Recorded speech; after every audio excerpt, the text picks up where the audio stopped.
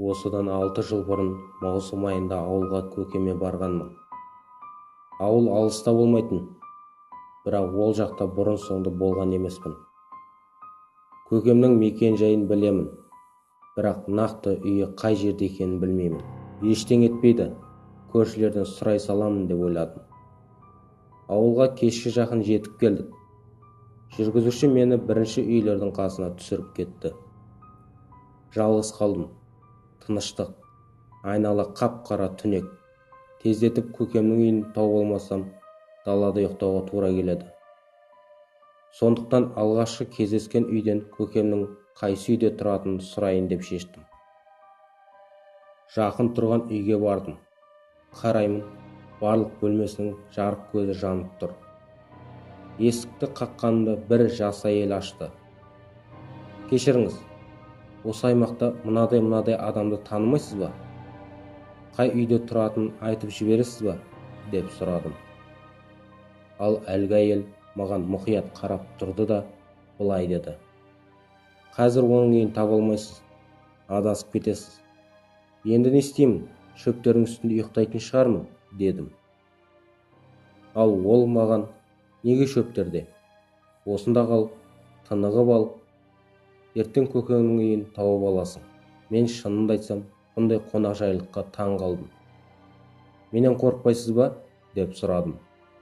Мүмкін мен қылмыскер немесе ұры шығармын. Керісінше сіз менен қорқуыңыз керек. Мен сізден емес, деп жауап қатты. Үйіне кірдім. Мені жылытты, тамақтандырды. Бәрі де жақсы еді, бірақ ыстықтан жанып бараттым. Неге екенін білмеймін, терлей бердім. Әлгі әйелге жалып жасағым келді, бірақ олай істемедім. Қысқасы бір түнді сол үйде өткіздім. Ертеңінен азанмен біреу артымнан итеріп жібергенде оянып тұрдым. Үй иесін шақырдым, ешкім жауап бермеді. Төсегімнен тұрдым да жан-жағыма қарадым. Адам жоқ. Жиналдым да үйден шығып көкемді іздедім. Ал оның үйі осы көшеде 3-ші қатарда болған екен. Мен сол күйі түсіне алмадым. Неге әлгі әйел мені алдағанын. Ағам жайдарлы көңілмен мені қарсы алды. Дастархан жайып, менің келгенімді атап отырды. Содан мен көкеме көшенің шет жағындағы үйде тұратын әйелдің үйді бірден айтпағанын айтып ренжіп отырдым. Көкем менің түнді қайда өткізгенімді естігенде ішіп отқан шайына тұншығып қала жаздады. Мен саған сол күні жылы қарсы алған үйді көрсетейін ба? Көкем сұрады. Мен келістім. Көкем мені көшеге шығарды да маған сол үйді көрсетті.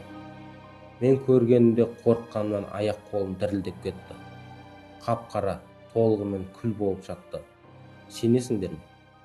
Үй бұрын өртеніп кеткен.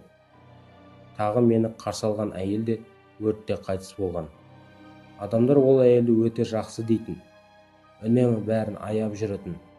Міне, мені де аяған.